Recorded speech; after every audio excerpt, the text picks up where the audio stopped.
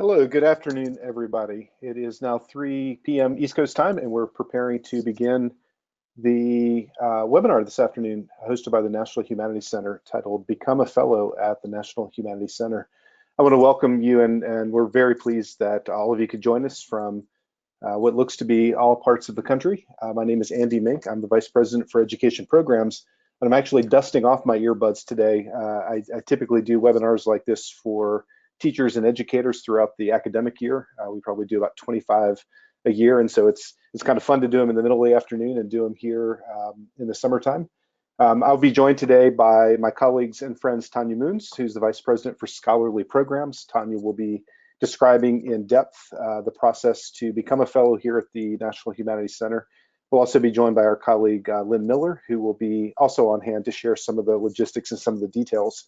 And I think really our goal today and our goal for the next 45 minutes or so is to make visible the process of applying for a fellowship, to be available and be responsive for any questions you might have so that we can engage you and support you in your potential application. We will not be answering questions about independent projects or applications. You're more than welcome to email Tanya or Lynn with those questions. But we do at least want to introduce you and orient you to the center and the good work that we do here, and the hopes that you'll not only apply, but certainly be with us 1 year in the near future. This webinar is, as all of you can see, is hosted on the GoToTraining webinar platform. The webinar today will be audio only, so you will not have any kind of video screen of us speaking.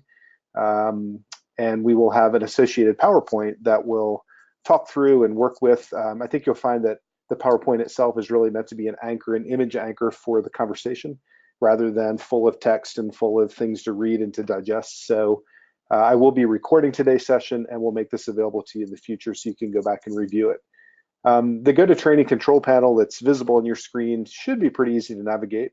I have muted each of you, and that's because while we want to hear from you, we don't want to hear your voices. Instead, there's a chat box at the very bottom of that column, and in that chat box, you can type questions, you can make comments, you can respond to some of the things that we present. If you have specific questions that you'd like to ask in private, you're more than welcome to private message me or Tanya or Lynn, and we'll be happy to reply in private message as well. But part of the goal here is to have a conversation more than a presentation. So your questions will be helpful to everyone. If you type them public, we'll answer public. My job then as moderator is to mine those questions and to bring them into Tanya's presentation.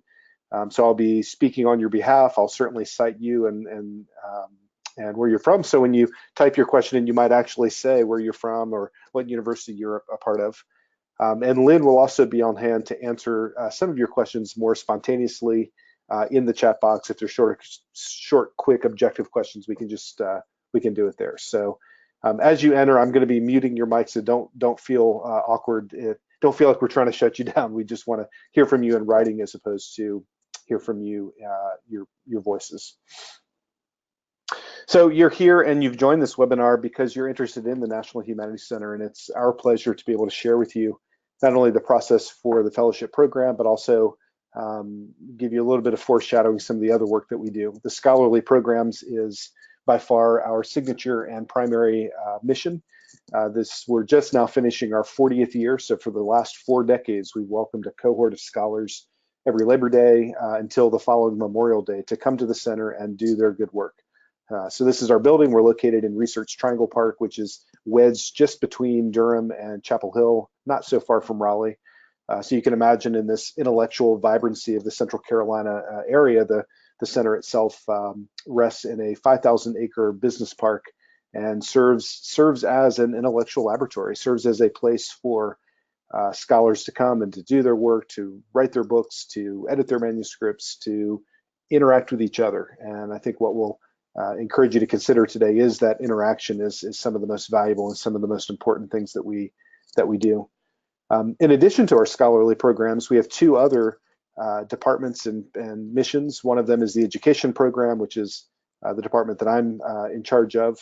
Our work builds bridges then between the center and the scholars we represent with educators outside of the center at all levels. So we do lots of work with K-12 public school and private school teachers. We do lots of work with community college educators and PhD students in the humanities and university professors and professionals on ways in which to translate research to practice.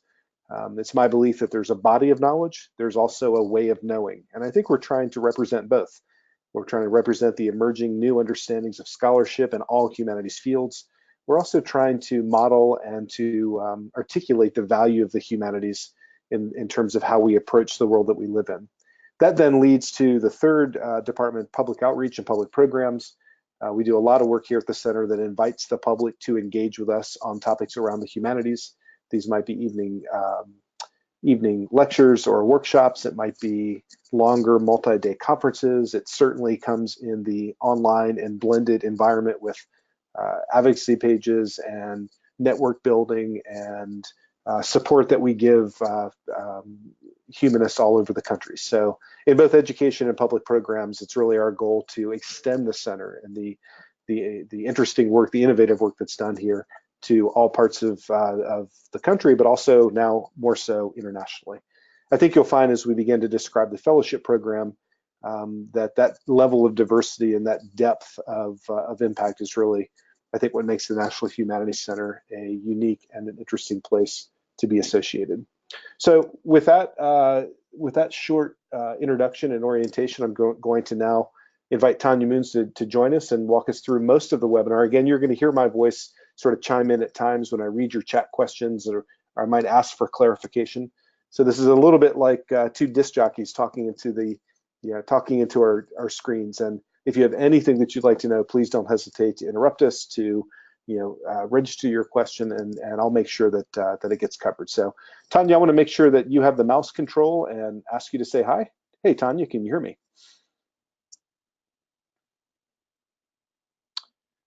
So Tanya, I know you have many good things to say, so I'm going to make sure that you're unmuted.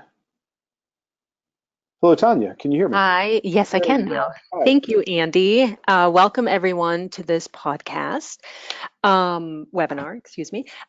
So I'm gonna give you a quick overview of what this webinar is going to be about, and our goal is to give you useful and practical information in time for the mid-October deadline for the applications to the fellowship program.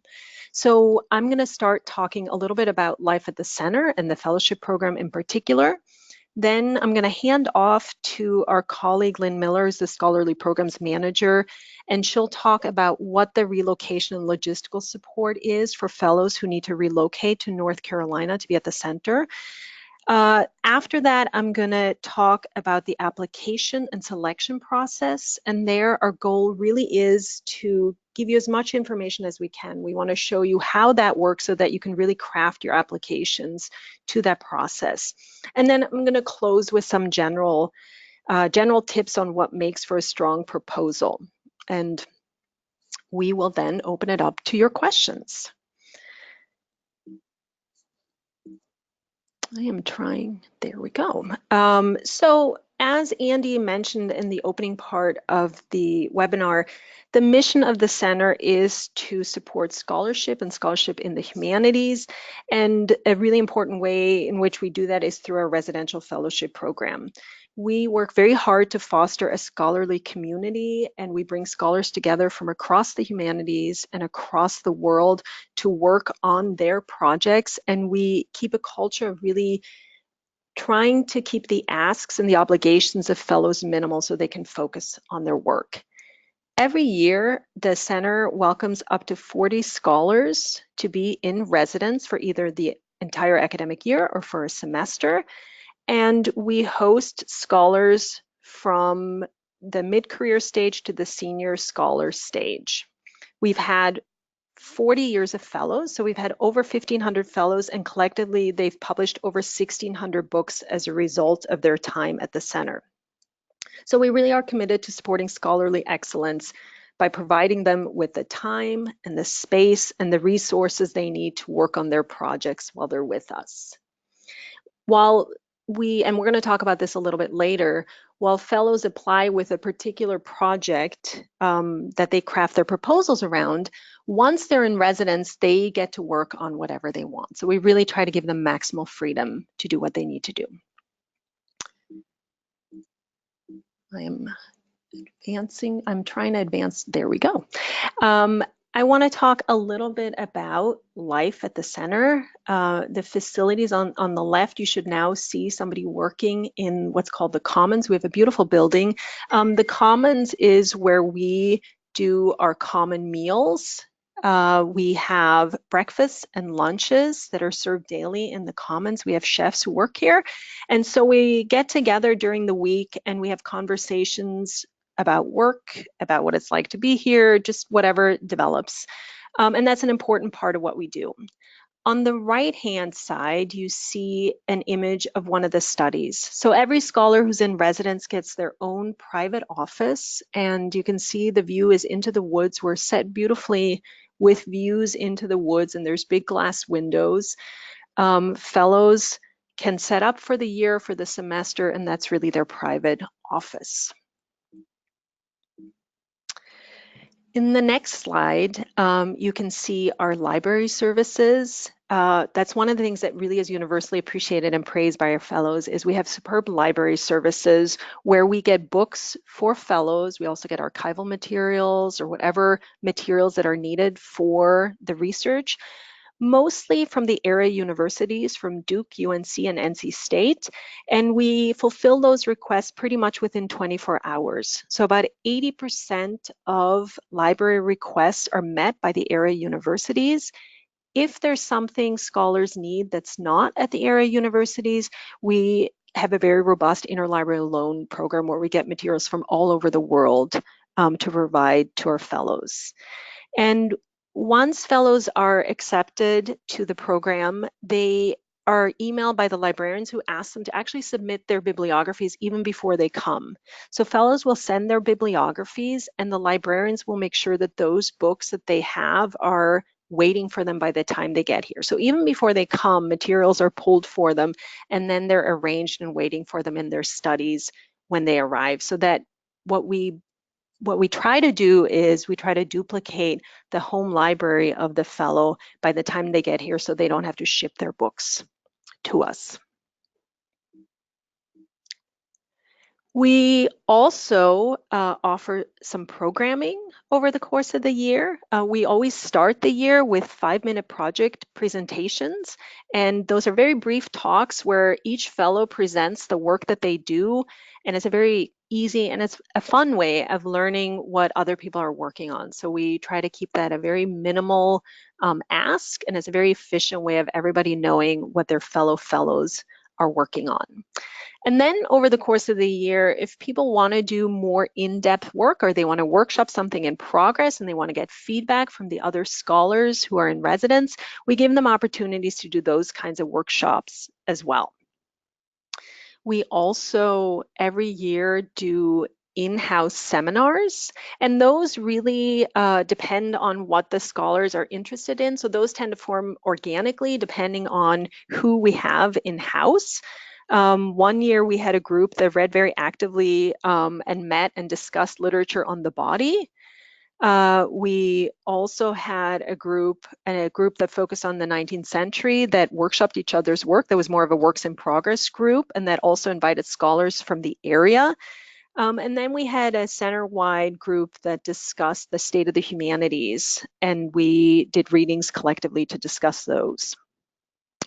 For those in-house seminars, we try to keep the organizational burden really low on the fellows. So we'll offer logistical support. Obviously, we have the room here, but we'll also help with the organizing so that fellows can attend what's interesting to them and can use their time to think about what they want to pursue. We also, because we have in-house lunches, we also often use that time to do in-house professional development seminars. So last year we had seminars on media training for scholars. We invited people from presses, from university presses, and people who are experts on trade publishing to talk to our fellows on how to pitch their work to a broader audience. We did a presentation on data and image management for large long-term research projects. We've had talks on digital humanities. So it can be a wide variety of topics where we offer lunchtime seminars, or that we offer lunchtime seminars on. Other scholarly events such as conferences, readings, public lectures change from year to year, but we keep a very active scholarly program. So Tanya, I'm sorry to interrupt you, but No. as as we go through this, we do have some questions flooding in that we're going to be bringing back up. But I do need to take a moment and just point out the beauty of that commons area. But the building itself is so magnificent, both from the outside and now you can see this internal and night view, and this is the space where these conversations and this intellectual discourse happens. But I'm curious, as you and I know that it's hard to get fellows to leave sometimes, but I'll reverse that question a little bit and ask, are fellows required to attend all of these events? Yes, good question. And that's a question we get every year.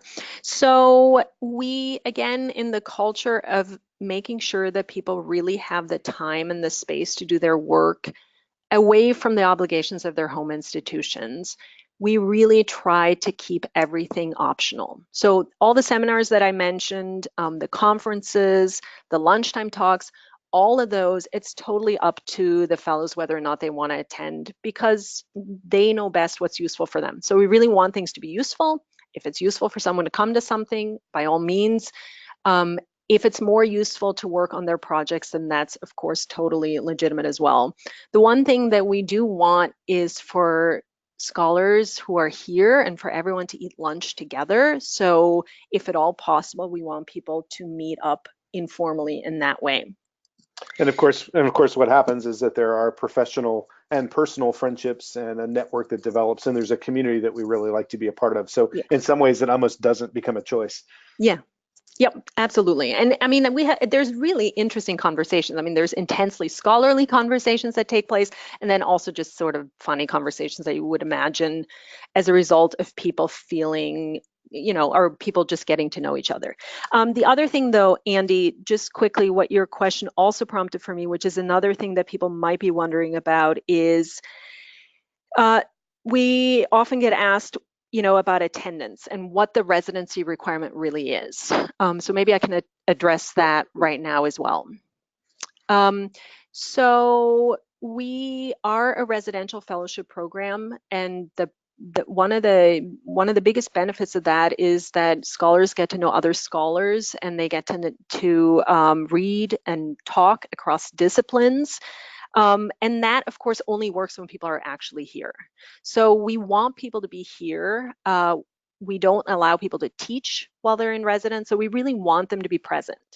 That said, we do realize that life doesn't necessarily stop when people are at the center. So we understand that people have professional obligations and that they have personal obligations, and people do leave sometimes to give talks or to go to conferences. They leave for personal reasons, and that's completely fine. We just ask that when people apply, and I think these are, and I'll talk more about that later, proposals where you get a sense that they would really benefit from time spent here writing and reading, that those are the proposals that tend to be selected by our selection committee. So people who really will be here in residence and don't have a ton of archival work or extended absences that they're planning for.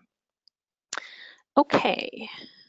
And before you move on, I'll also remind everybody in our audience that there's really two conversations happening right now. There's Tanya leading the general orientation, but I'm noticing that Lynn is answering a lot of individual questions in the chat box. So if you're with us today as a participant, be sure you open the toggle on that chat box and you'll see answers to many of the more granular questions that Lynn's able to address sort of as we talk in this in the webinar itself. So thank you. Okay. So let me talk a little bit about the scholars who we have here. And I mentioned briefly, generally, we tend to get mid-career to senior scholars, although we also encourage emerging scholars with a strong record of peer-reviewed work to apply. But what that basically means is that people are working on their second substantive projects. We don't fund dissertation to book revisions, so we're really looking for that second big project. And if you're interested in getting more detail, and just in general, I should say, our website gives really good information on eligibility and also frequently asked questions. So for specific aspects of eligibility, refer to the website, and then if you have questions, you can certainly let us know. Our fellows are supported through our endowment, as well as generous gifts from individual funders and foundations, including the National Endowment for the Humanities, the Henry Luce Foundation, and the Andrew W. Mellon Foundation. Residential fellowships are open to all areas of the humanities, and I mentioned we get scholars from all over the world. And I should say we are able to obtain visas, in case that's something you're wondering about, for scholars from abroad. Most of our fellowships are unrestricted, so we don't specify what topic they need to be in or who they would go to, but there are a couple of exceptions, and I just want to highlight a couple of those to make sure people are aware of those. One is the Quinn Fellowship, and the Quinn Fellowship, while most of our fellowships go to mid-career to senior scholars, the Quinn Fellowship is actually designated for an early career woman in philosophy. The other fellowship that I wanted to mention that we're very excited about is we have a new grant from the Andrew W. Mellon Foundation to fund scholars from historically Black colleges and universities. And that particular grant gives funding to scholars, stipend support, as well as money to their home institutions. So please go online if that applies to you and have a look at those programs. Generally, and this is to give you a bit of a sense of how funding works. It is individually based, but the logic behind the funding is that we generally try to pay half salaries with the expectation that the fellow's home institution pays the other half. So if you're getting half sabbatical pay, we will pay the other half up to a cap.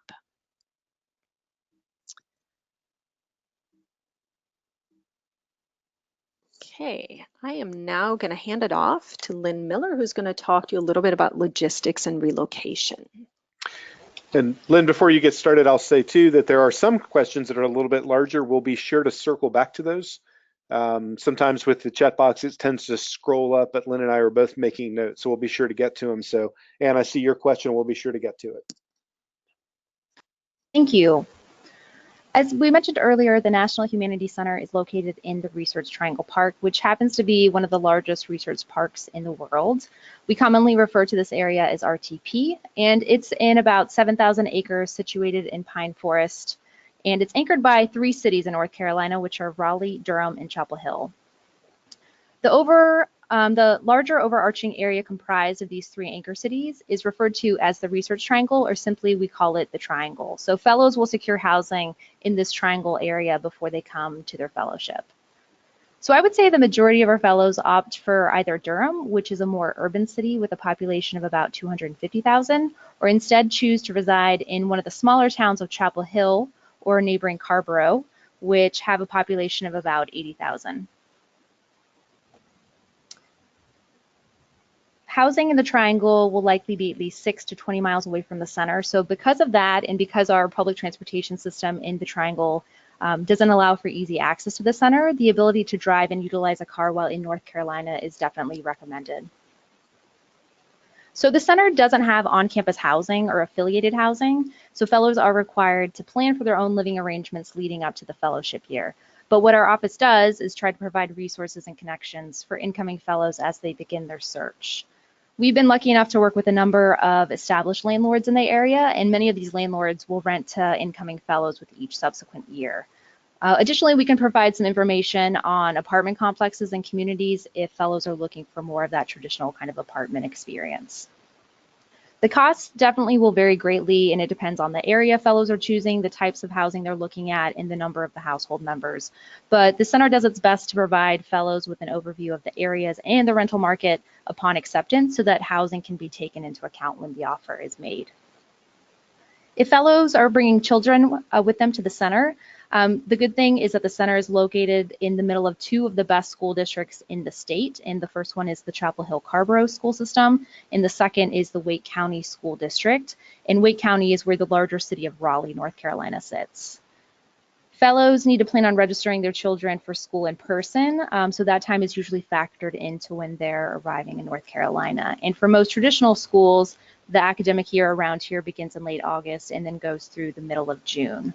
The center can provide fellows with information upon acceptance as well in terms of the school districts and options around here.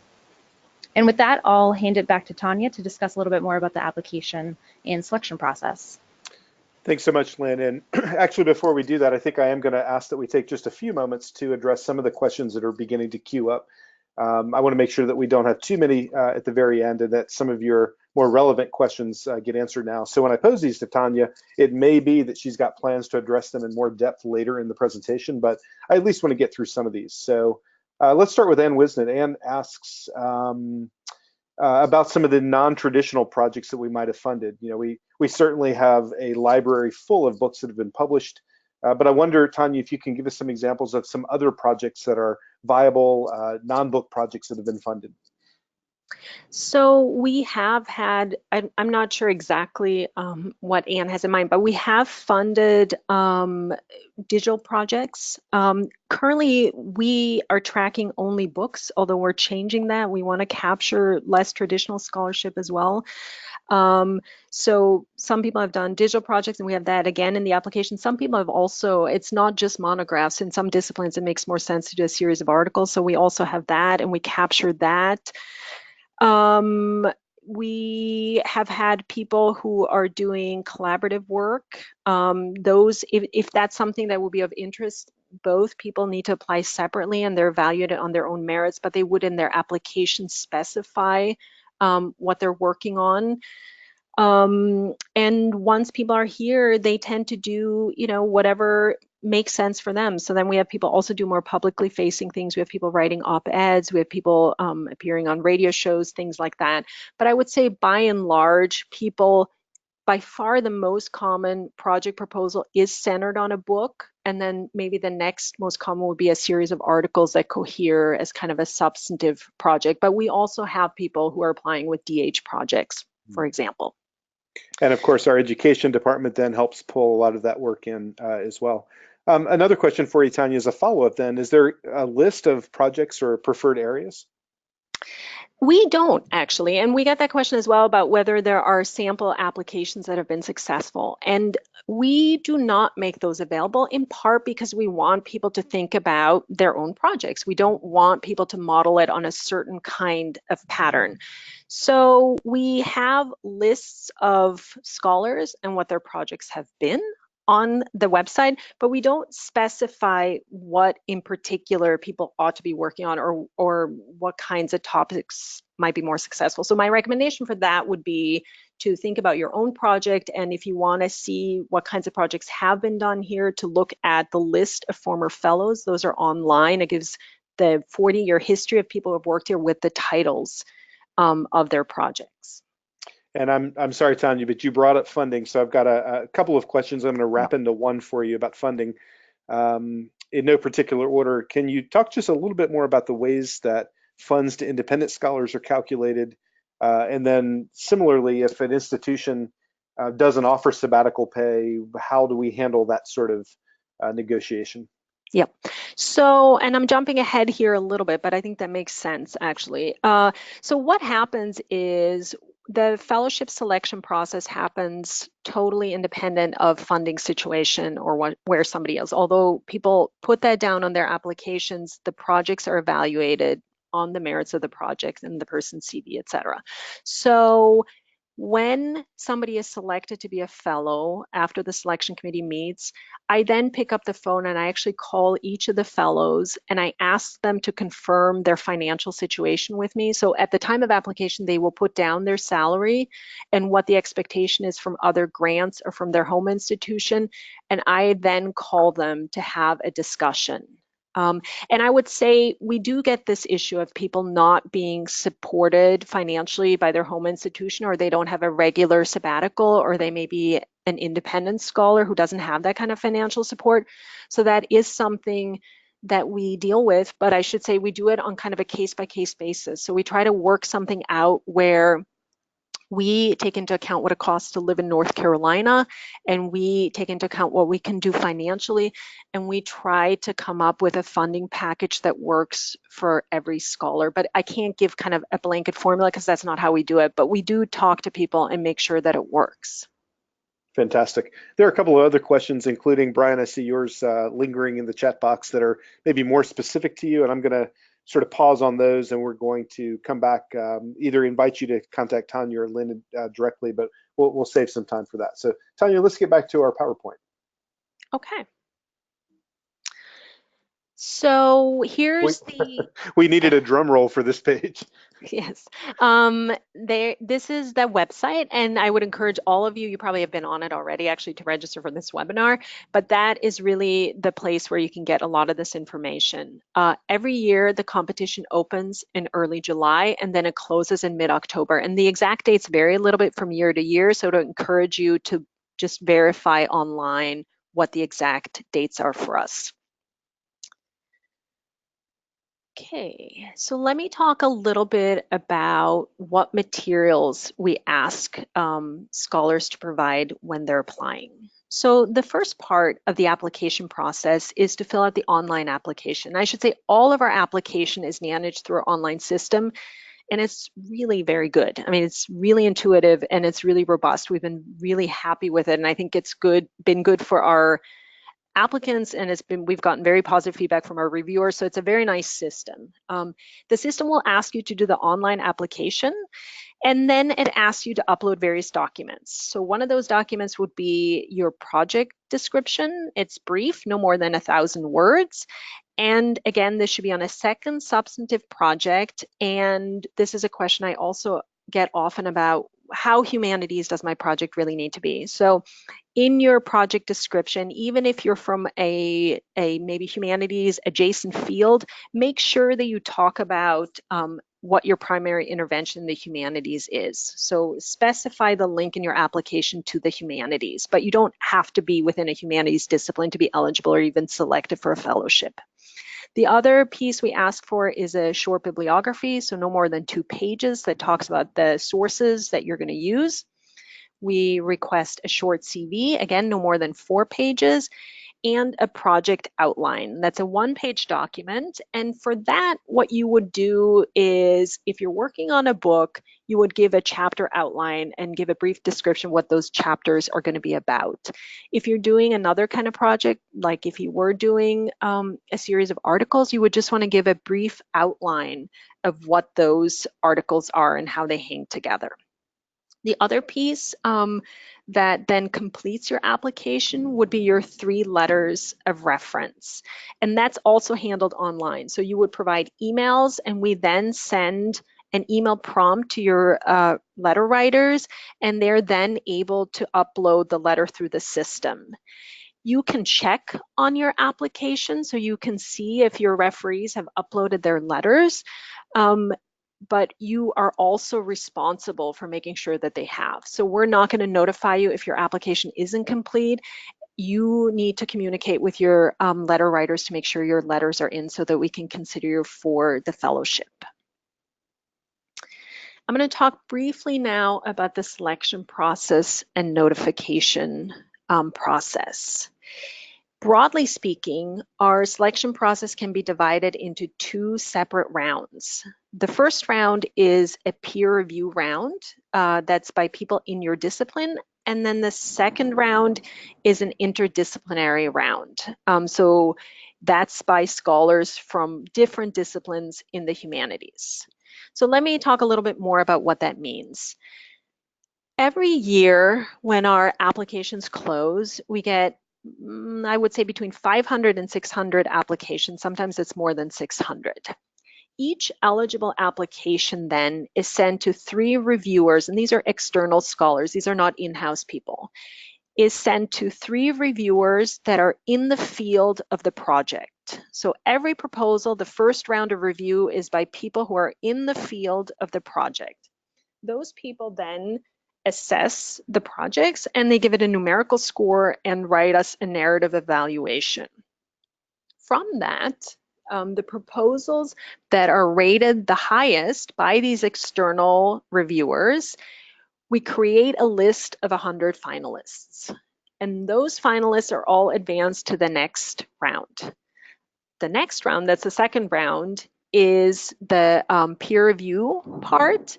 And there we have 6 scholars from across the humanities who read all 100 applications. And they read all the proposals, and then they come to the center for 2.5 days to deliberate and to select a class of fellows for us. We're having very intense weather in North Carolina. I'm not sure if that's carrying through the webinar, but we have thunder and lightning. I think Okay. it just gives you kind of a divine sound here background. It's very scenic here at the moment. Sure. So after, and this, I'm now moving into talking about notification, just so you know what you could expect.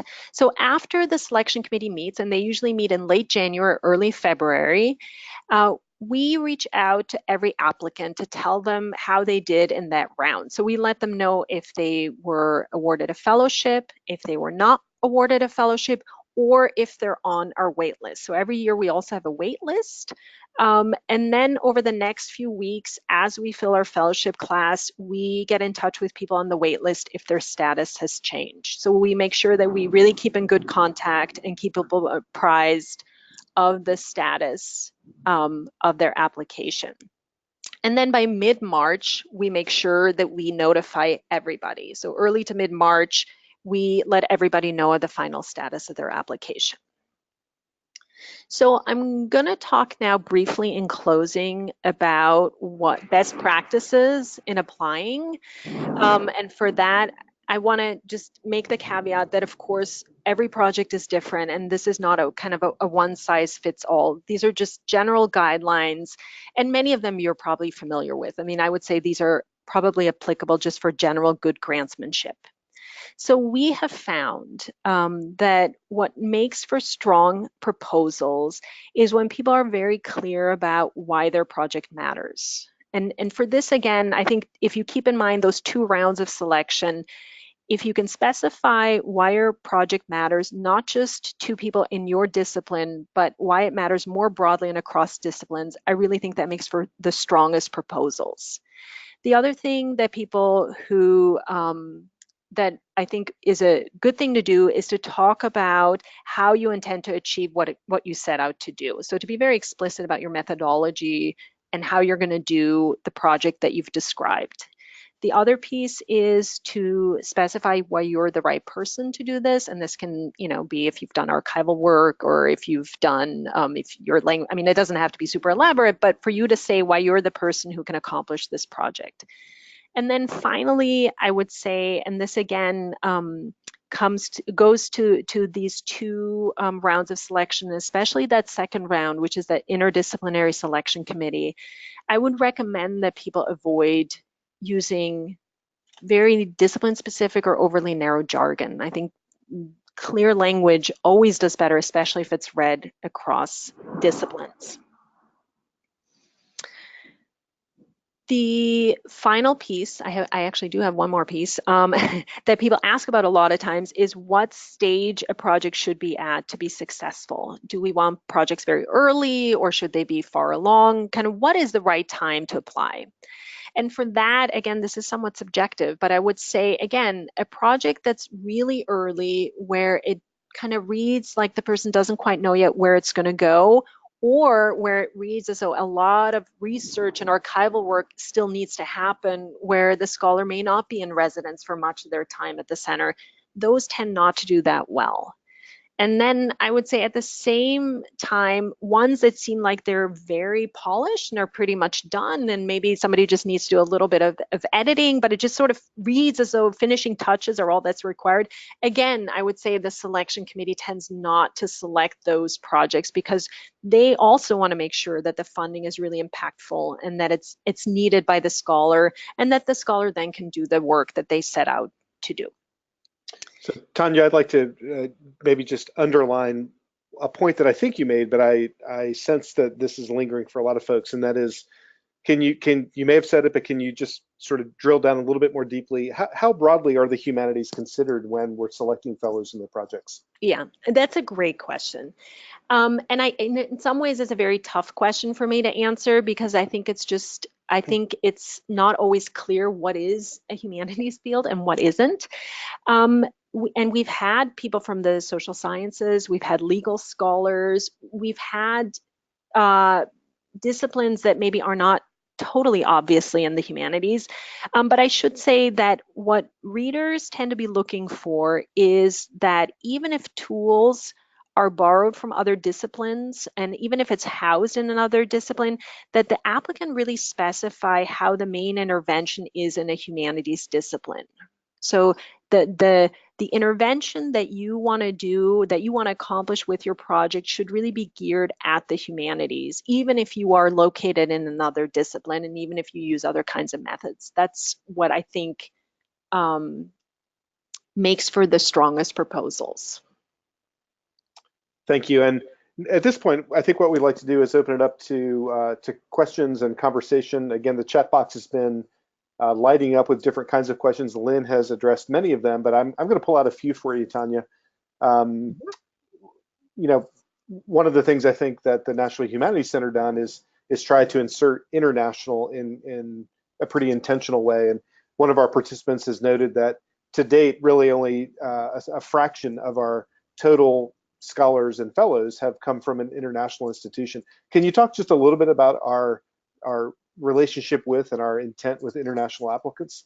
Yeah, so we are very excited about having international applicants, and we have had international applicants, but you're right, it is, or whoever asked the question is right, it is, the majority of our scholars are from US-based institutions, for sure. One thing that I will say about international applicants is, and I mentioned this very briefly, we are able to get J1 visas for international applicants. So as part of our commitment to get applicants, not just from all over the US, but really from all over the world, we will get visas for scholars, J1 visas, and we will work with them on relocation. The other piece, I didn't mention this in the funding portion of the conversation, but we do also pay round trip travel to and from North Carolina up to a limit. So we help scholars and their families who are going to be staying with them in North Carolina relocate, and that's also part of what we try to do to really make it possible for people to come. But we've always had international scholars, and we're committed to having international scholars. So absolutely, we welcome applications from scholars from abroad. Thank you. And in some ways, some of these questions, I think, lean on 40 years of history, but it also misses maybe the evolution of the center over those 40 years. So as a second question, Amy asks that she sees that applicants in media and culture studies are certainly invited, but that we haven't really represented that field very much in the past. Can you talk some about the evolution of disciplines that we work with, from the more traditional disciplines, history and literature, et cetera, to the more, maybe the last 10 to 15 years of the kinds of projects that we've had? Yeah, for sure. And you know, this is an interesting, I mean, I think Andy's exactly right to talk about it in terms of evolution. I think some of it is maybe a little bit of a generational issue as well, is that because we fund mid-career to senior scholars, I feel like some fields like digital humanities, we have a couple of people working on digital humanities next year, but we have not had a lot of fellows working on digital humanities. So that's just to give an example, but we are constantly refreshing our reviewers, and we're constantly bringing in fresh reviewers, and we want to fund scholars in cutting edge fields, and we want to fund scholars who are doing interdisciplinary work as well. So while it's true that we've had a lot of people in more traditional humanities like literature, history, we get the most applications from history scholars, history, literature, foreign languages, some area studies, philosophy. We've always had philosophers, but we want scholars from across the humanities and adjacent fields that are making contributions to the humanities. So please apply if that's your field. Thank you so much. Here's a specific question to a potential HBCU applicant, and that is, we have this wonderful grant for Mellon. Although the process is the same, are applications from HBCU faculty reviewed any differently? Great question. So we ask scholars to indicate on their application, we ask all scholars to talk about the type of institution that they're applying to, so whether it's a liberal arts college, and we also have funding that goes actually to a scholar from a liberal arts college specifically, but whether it's a liberal arts college or an R1 research institution, or whether it's an HBCU, and we ask that you check all that apply. So when you check that box, if you are at an HBCU, we know that you are eligible for that program. But once your application has been submitted, your project is evaluated just like any other projects, and all our projects are evaluated the same way. So they go through the 2 rounds of review, and then the finalists are discussed by the selection committee when we put together the class of fellows. And if we get many applications for a designated fellowship, then we can fund them from that pot of money. But then if there's more that are successful, we can also fund them just through a regular fellowship program. So they all go through the same review process and are selected in the same way. Fantastic, thank you. Here's another question for you that in some ways, and I think many of these questions sort of reflect not just the evolution of the center, but maybe the evolution of university culture and academia in general. And this one comes from Andrea, and she asks, again, if you look over 4 decades of the center's fellows, you'll see a lot of R1 institutions represented. As it turns out, even the placement at universities has changed a lot, and there's just fantastic innovative work being done at not R1 schools. So our question is, do the reviewers take into account schools that maybe aren't in that bandwidth and both the expectations of the faculty at smaller schools, but also the value of their work? I think that's a great question. Thank you for that question. And I completely agree. I think there's amazing work being done at all kinds of institutions, and I think really innovative work as well. So I completely agree. And I also understand, and we understand at the center, that the teaching and service obligations are very different at different institutions, and that can be more challenging to have a research agenda while your teaching and service obligations are very heavy. So let me just acknowledge that in just broadly. We are very committed to supporting faculty at a diverse range of institutions. In addition to the HBCU funding that we got from Mellon, we also have what's called the Medlin Fellowship, and that goes to a scholar from a liberal arts college. And part of what we do is we really do pretty vigorous outreach to four-year teaching colleges or liberal arts colleges as well, really in the hopes that people hear about us, that they feel encouraged to apply. Now, I understand though that your question is about the selection committee and whether they take that into account. In the discussions that the selection committee has, I feel like those kinds of considerations. So for example, if it looks like somebody's had a ton of funding, but the project isn't done yet, I think that's the kind of thing that's noted. At the same time, if it seems like somebody's doing really amazing work and they've had, they're at an institution where maybe they're not as well resourced, that also gets noticed. So I can't say, I can't give you sort of a hard and fast rubric, but as the institution, or with the institution's commitment to funding scholars from diverse institutions, that those kinds of considerations come into play as well. And then, it is just selection committees do their discussions, and they're made up of individuals. But I would say by and large, we ask them to take those kinds of things into account, and they really do. They really try to do right by the scholars, while of course at the same time selecting for the most excellent work. But I agree, that happens all over the place. And it really seems that what you're describing is a very contextual analysis of each application. It's not, a numerical score that puts you in or out. It's not a binary, but there is a context, and we have teams in our evaluation and selection process who really understand sort of modern and contemporary university climate and culture and take this into account. Yes, absolutely. I mean, it's a very holistic process, I would say. I've got a great question from Lynn, who asks, if a project's been previously funded, will that affect their application at all?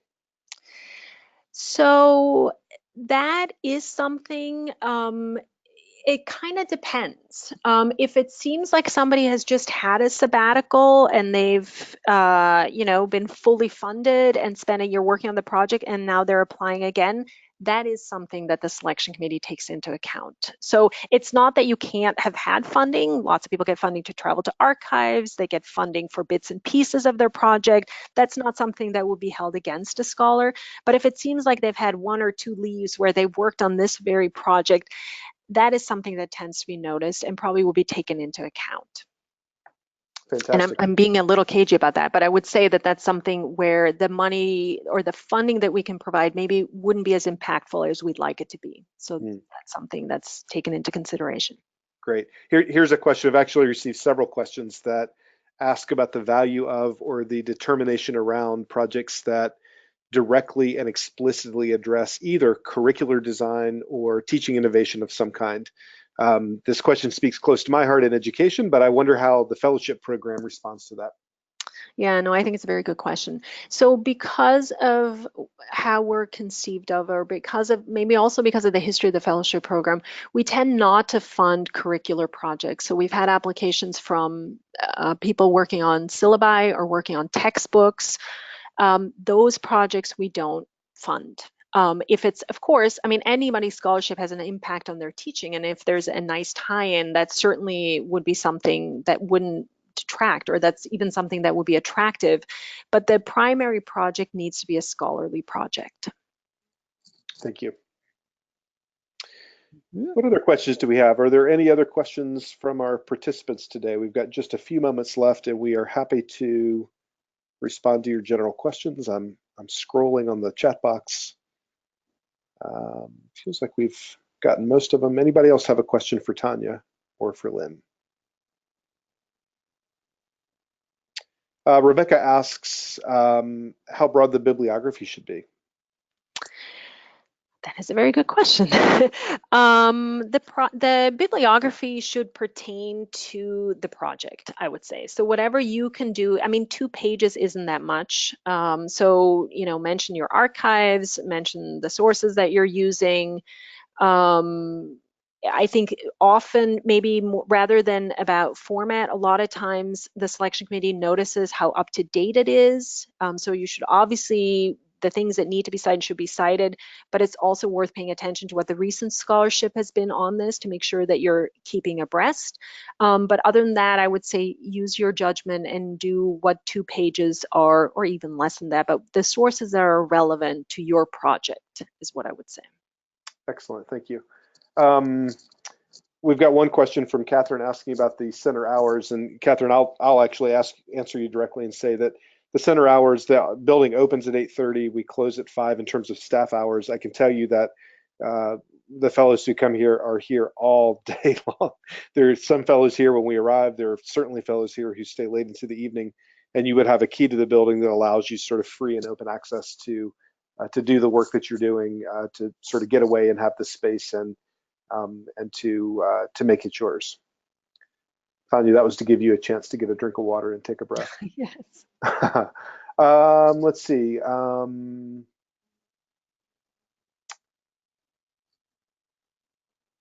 one question.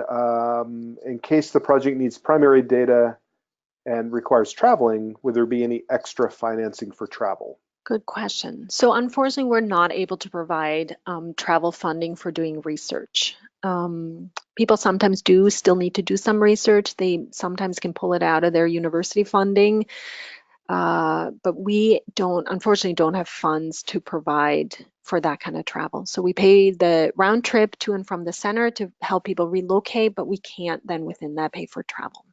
Thank you. Here's a question from Anne who asks, is there any process for submitting draft applications and asking for feedback in advance of final submission? That is also an excellent question. We do not have the capacity because we get between 500 and 600 proposals. We do not have the capacity to workshop or give feedback on specific projects. I will say one thing that I think works well, and you probably do this already, but I would highly recommend that you workshop your proposal with your colleagues. And if you can have somebody in your discipline look over your proposal, and then also somebody maybe from another discipline who can speak knowledgeably about, or who can read it knowledgeably, I think that is a very smart thing to do as you prepare your proposal. But we don't have the capacity to give individual feedback on applications. And if you apply, Tanya, and are declined, can you reapply, or do we encourage folks to reapply in subsequent years? Yes, and that is a great question. So often fellows actually who are here tell us, we don't keep track, so we don't know whether somebody's applied or not. But often when people come, when they've been selected, they tell us that they've tried multiple times and that finally they were successful. So I know how much work it is to put together a proposal. I know it's very hard work, but if at all possible, I would absolutely encourage applicants who are not successful to reapply, because I know from other scholars that often it takes several tries. Great. We have time for maybe just one more question, and I'm going to paraphrase Tammy, who asks, now, Tanya, here at the end, can you give the secret speakeasy code word that will lead to acceptance? No, what Tammy does ask though is, can you talk just a little bit about project description and what makes them really strong from your perspective, knowing that there's a whole selection process of which Tanya is not in control of, right? There's a Yep. big process of lots of people giving really smart, intellectual, insightful feedback. So this is not a Tanya decision, it's a committee decision. But Right. from your perspective, what seems to make really strong applications, if you could summarize that in just a few thoughts? So I think project descriptions that do well are ones that talk about a project that's important and they very clearly state why that's important. They make a case. I think there tends to be a very good match between the sources someone plans to use and the argument they want to make using those sources. And the things that I mentioned earlier, I think concise, well-written, clear language does much better than language that's heavily weighed down. I know that certain disciplines are maybe a little bit more forbidding to other disciplines, and we know that and we take that into account. So I'll take the example of philosophy. We make sure that in the selection committee, we always have a philosopher on the selection committee because, and this is fellowship programs that have generated a lot of data, know that philosophers need another philosopher in the room to translate why the project matters and why it's a good project. So we have an understanding of how different disciplines are read by scholars in other disciplines, and we take that into account. That said, I think well-written, concise proposals that talk about the importance of the project, that show how the project is going to be accomplished, and that clearly state why the person is going to be able to do what they say they're going to do. I think those proposals do really well. Super, thank you, Tanya. I do want to say, and Barbara, I'll say this to you directly, that if we did not get to a question, particularly if it was independent and specific to you, please do follow up with an email to the email address that's on the screen. You can address it to Tanya or to Lynn, and we'll be sure to get back to you very soon. I want to thank everybody for joining us and your interest in the residential fellowship program. I hope that this webinar was useful. I hope that you can go back and review the tips and the tricks that we've shared with you to prepare your application. Don't forget the deadline is in mid-October. I want to thank Tanya Moons for leading today's webinar, also Lynn Miller behind the scenes, and I'm going to mention our colleague Libby Taylor, who was also very helpful in putting together the webinar. I have recorded this. We will make sure that the recording is available for you in the very near future. So if you're getting weather like we are here in North Carolina, please be safe. Thank you again. And we look forward to seeing your application to the National Humanities Center. Yes, Thank you, and Andy. good night. Thanks to all. Bye-bye.